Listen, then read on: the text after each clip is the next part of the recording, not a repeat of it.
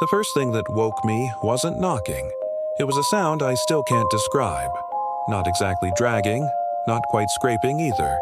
It was decay made audible, like something wet and heavy being pulled across the hallway carpet, leaving behind a cold, sticky trail that you could feel in your bones. This old apartment building in Chicago has always had its share of strange noises.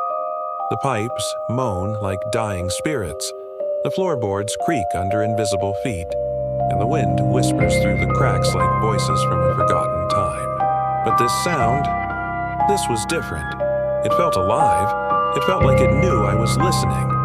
And then it stopped, precisely, unnervingly, right outside apartment 502, the one directly across from me, the one that's been empty for years. My name is Alex. I live in 501. I guess you could call me a modern hermit.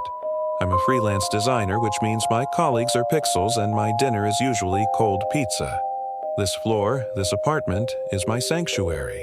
The silence here is sacred.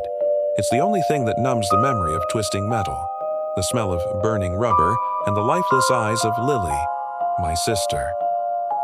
A car crash. A memory I've buried under layers of dust and denial, hoping it would just disappear. That rotten, dragging sound didn't come back that night. But the next morning, I saw them, a young couple moving into 502, Mark and Sarah. They didn't just look exhausted, they looked hunted. Sarah's pale face was hidden behind a little too much makeup, and her eyes never stayed still, darting around as if she was following something I couldn't see. Mark barely spoke, just offered a small, tired nod as we passed in the hall. Later, I ran into Sarah again. "We just need a quiet place," she told me, her voice barely a whisper. "Somewhere to start over." I nodded, trying to be a good neighbor, but my eyes lingered on the angry red scratches around her wrists, like she'd been desperately trying to peel something off her own skin. And there was a strange scent clinging to them, something I couldn't place, like dry grass mixed with gunpowder. It was unsettling. After they moved in, the silence I cherished was broken, not by footsteps or loud music, but by whispers, muffled arguments that bled through the thin walls. I'd hear Sarah crying late at night, a broken, desperate sound, and sometimes a slow, rhythmic tapping sound, like long fingernails gently knocking on glass. Then, one night, it came again. Not at my door, theirs. Knock, knock, knock, knock. A rhythm so steady and unnatural, it felt ancient. I froze, my heart pounding in my chest. I crept to my door and peered through the peephole. The hallway light flickered, washing everything in this sickly yellow glow. And standing there, right outside 502, was a tall figure in a dark, hooded cloak. But it wasn't the cloak that made my breath catch in my throat. It was the hand. Long, bony fingers, dry, twisted, and bark-like, were tapping gently against the wood of their door. I stumbled backward, my heart hammering against my ribs. The knocking stopped.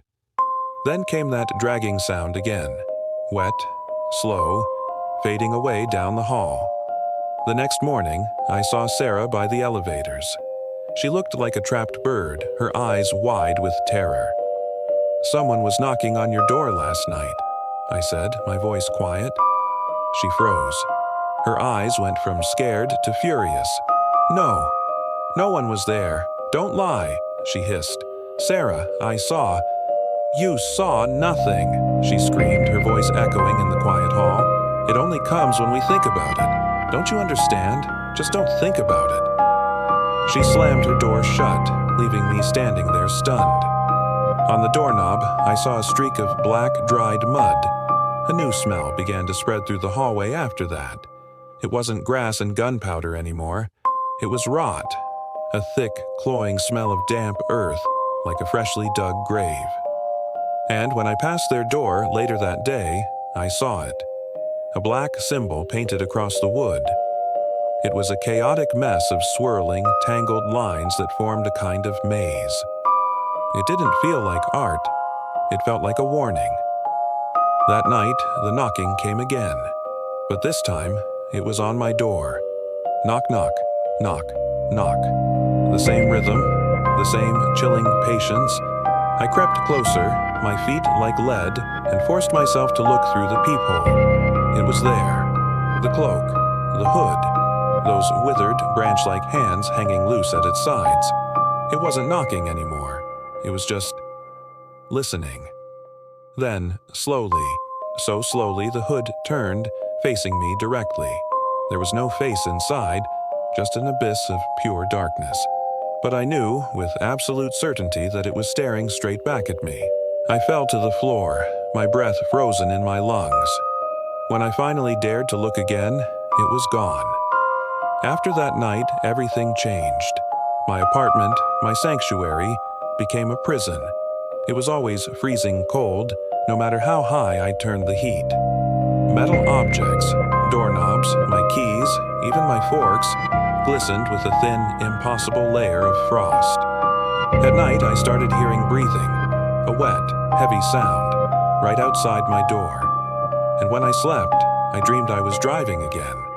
The same road, the same storm, only this time it wasn't a deer caught in my headlights. It was that tall, cloaked figure with those branch-like hands reaching out for me. Then came the night of the storm, a real storm this time. Thunder shook the entire building. Lightning tore open the sky, illuminating my room in blinding flashes. And in one of those flashes, I saw it, pressed flat against my window, 5 floors up. It wasn't human anymore. Its skin was rough and reptilian. Its limbs were far too long, and its body was stretched thin like smoke. It turned its head, and where a face should have been, there was only a hollow void. Endless, black, and hungry. I screamed. Another flash of lightning, and it was gone. But I heard a horrible screech of metal from across the hall, from the direction of 502. That symbol had kept it out before, but this thing, it could climb. I couldn't take it anymore. At dawn, I marched across the hall to confront them. The door to 502 was ajar. The stench that hit me was suffocating, thick, sweet, and rotten. "Mark? Sarah?" I called out, pushing the door open. Inside, everything was soaked. The furniture, the walls, even the ceiling dripped with a foul, black liquid. Black mud streaked the floor in grotesque patterns. And on the walls, surrounding that same chaotic symbol, were dozens, maybe hundreds of others, all scrawled in what looked like dried blood. Sarah sat in the corner, her knees pulled to her chest, her eyes completely empty. Mark was muttering to himself, carving frantically into the wall with a knife. "They found us," he whispered, not even looking at me. "We ran, but it follows the scent. It follows fear." "What is it?" I asked, my voice trembling. Sarah finally lifted her head, tears streaking through the grime on her face. "It has no name," she said, her voice hollow. "The old man downstairs told us.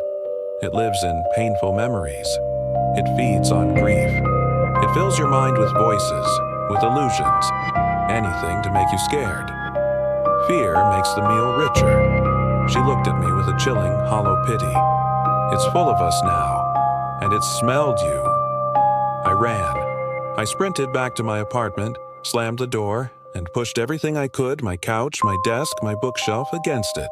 That's when I finally understood. The symbol wasn't protection. It was a bargain. A desperate message to the creature: eat our pain, but spare our flesh. But when they ran out of pain, or maybe broke the deal, it needed new prey. And I was perfect. I was a banquet of guilt.